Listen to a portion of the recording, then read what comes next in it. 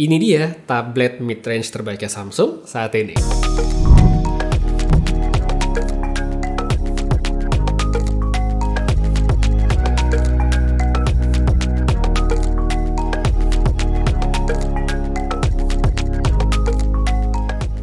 Halo, apa kabar semuanya? Kembali dengan Putu Reza yang hari ini mau ngebahas tentang tabletnya Samsung.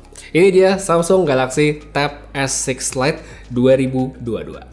Review ini harusnya nggak panjang-panjang ya, karena emang sebenarnya nggak banyak yang bisa diomongin dari tabletnya Samsung ini. Alasannya sebenarnya simple, karena gimana pun, seperti yang udah saya omongin di video unboxing, ini adalah tablet daur ulang dari Samsung. Poin jual utamanya yang benar-benar membedakan sama versi yang sebelumnya atau yang rilis tahun 2020, itu cuma dua kalau yang saya lihat. Yang pertama adalah chipset baru, dan yang kedua adalah software yang lebih update. Sisanya udah deh, sama, tapi sebelum lanjut saya ngomongin peningkatan dari segi performa, sedikit aja saya rekap untuk bagian desain dan lain-lainnya, kali aja ada yang baru pertama kali lihat tablet ini. Oke, secara bentuk, Galaxy Tab S6 Lite ini punya desain yang bisa dikatakan standar. Bagian depan atau layarnya punya bezel yang cukup tebal, namun wajar sekali untuk sebuah tablet. Kamera depannya ada di sisi samping kalau dipakai secara landscape begini, yang mana kalau menurut saya ini udah kurang oke untuk standar tablet zaman sekarang yang udah mulai banyak bergeser ke tengah ya untuk mengakomodir kebutuhan video call atau meeting online. Nah, jadi sekarang ini dia bisa dilihat sampel dari perekaman video menggunakan kamera depan dari Galaxy Tab S6 Lite dalam kondisi yang bisa dibilang lebih realistis ya, dalam ruangan, lampunya lampu kamar doang seperti ini. Dia bisa lihat sebenarnya ya nggak terlalu oke, tapi untuk ngakalin sebenarnya bisa kita pakai cahaya dari luar, misal dekat jendela segala macam. Habis saya bakal buka jendela, kita lihat kalau ada natural light jadinya seperti apa. Dan ya sekarang nih kondisinya udah jauh lebih baik. Bisa langsung lihat ya, perekaman video jauh kelihatan punya kualitas yang lebih oke. Dan ini sebenarnya nggak terbatas pada tablet ini doang ya, tablet apapun, handphone apapun, atau mungkin webcam laptop apapun ya, kalau misalnya dirasa kurang oke, untuk ngakalin cahayanya ya sebenarnya yang paling gampang adalah duduk di dekat jendela seperti sekarang, sehingga hasil videonya bakal kelihatan lebih oke dibandingkan yang sebelumnya. Lanjut kita lihat ke bagian belakang dari tabletnya. Ya di sini sebenarnya nggak banyak berubah sih, masih tetap dengan tampilan yang simple, cuma ada logo Samsung di tengah, terus ada EKG, AKG di bawah, dan satu kamera di bagian pojok tanpa LED flash, yang menurut saya kualitas fotonya itu biasa banget. Bisa sih dipakai buat foto kalau misalnya kepepet, mungkin handphone lagi lowbat, lagi apa nggak bisa dipakai. Tapi selama bisa pakai handphone ya udah mendingan pakai handphone aja. Habis itu masih kita di bagian belakang, bisa dilihat juga di sini tuh banyak sekali ya garis antenanya. Tapi ini bukan hiasan buat yang mungkin nggak tahu, karena tablet ini bukan WiFi only, melainkan bisa menggunakan SIM card. Konfigurasinya seperti ini, jadi kita bisa pasang SIM card dan juga microSD untuk nambahin storage. Tablet ini kalau kita lihat di bagian samping-sampingnya juga punya dua speaker yang masih dengan tuning EKG atau AKG yang secara output ya nggak berubah sih kalau dibandingkan sama tablet yang sebelumnya. Nggak jelek karena menurut saya tetap ini lebih dari cukup untuk dipakai multimedia sehari-hari, kayak misalnya nonton film atau dengerin musik. Oh ya, kabar baik juga nih karena tablet ini kan masih pakai desain yang lama, jadi port 3,5 mm buat nyolokin ya kabel, headphone, earphone, dan segala macam itu masih ada. Jadi ya itu dia, buat yang masih suka pakai kabel bisa digunain di tablet ini. Masih kita ngomongin tentang multimedianya nih. Layar dari Tab S6 Lite 2022 tergolong cukup besar untuk kelasnya. Emang dia nggak ada teknologi yang fancy, macam refresh rate tinggi, panelnya juga bukan yang terbaik sih dari Samsung. Tapi ya lagi-lagi, kalau diperuntukkan untuk orang yang pemakaiannya ya standar-standar aja, nggak butuh spesifikasi yang wah, menurut saya udah cukup.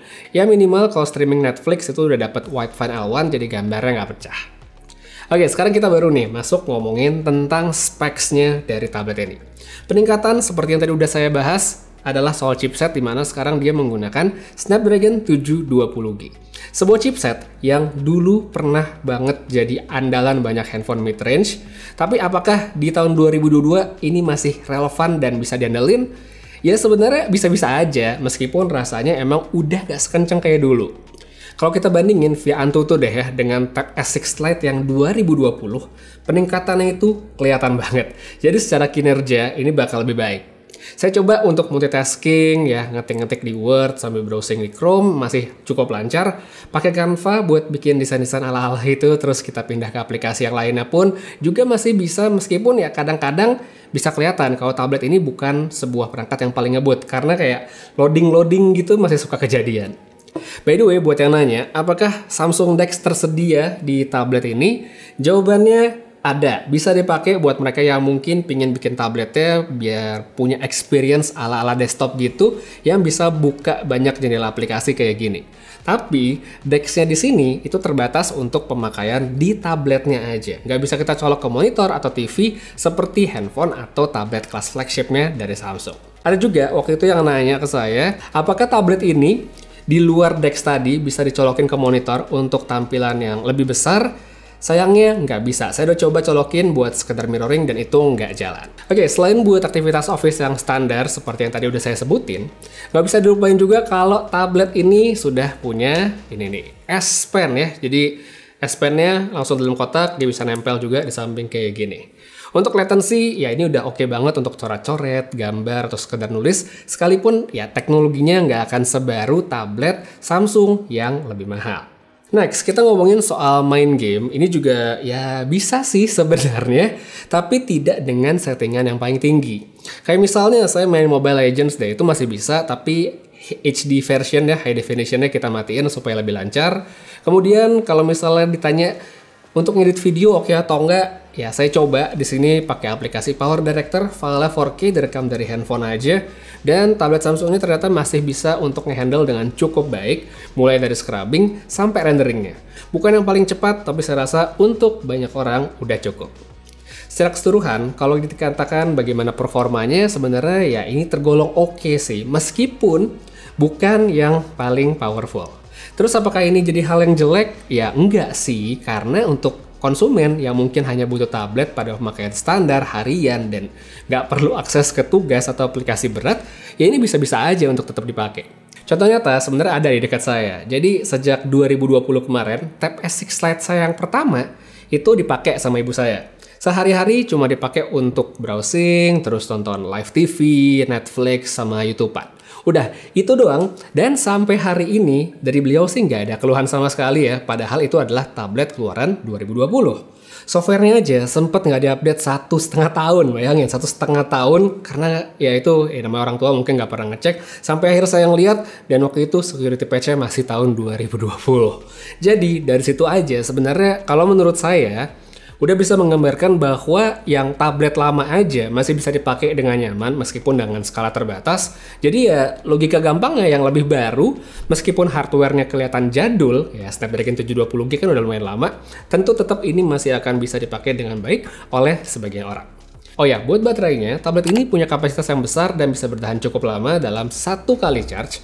Cuma kalau untuk ngecasnya ini loh yang rada lama, karena meskipun tabletnya sudah support adaptive fast charging, yang mana chargerannya tidak tersedia dalam kotak, jadi ya kita nggak bisa ngisi secara cepat. Emang kita dapat charger ya dalam kotaknya Tab S6 Lite ini, tapi chargernya itu kecil banget atau cuma 7,8 watt. Jadi ya kalau pengen maksimalin chargernya tahu dong mesti ngapain. Jadi kesimpulannya, apakah tablet ini tetap layak untuk dibeli? Ya kalau menurut saya layak-layak aja, tapi hanya untuk segmen tertentu yang mungkin ngerasa bahwa tablet Samsung yang seri A masih kurang oke, tapi yang seri S kemahalan. Nah, ini cocok buat dibeli. Cuma, karena itu tadi, ini kan tabletnya bisa dikatakan barang daur ulangnya Samsung yang hanya menaikkan chipset dan juga software lebih baru, menurut saya akan sangat mudah tergeser dari rekomendasi kalau nantinya kompetitor Android lain itu masukin tablet di harga yang kurang lebih sama, tapi bisa ngasih sesuatu yang lebih. Cuma untuk sekarang ya menurut saya tetap ini adalah tablet mid-range terbaiknya Samsung yang bisa jadi alternatif, apalagi buat mereka yang udah masuk ke ekosistem produknya Samsung. Jadi buat kamu yang pengen beli atau mau baca lebih detail, langsung aja seperti biasa linknya ada pada kolom deskripsi di bawah. Untuk sekarang kayak segitu aja dulu review saya tentang Samsung Galaxy Tab S6 Lite edisi 2022. Terima kasih banyak penonton sampai habis. Putri pamit, sampai ketemu lagi di video berikutnya, dan seperti biasa, have a nice day.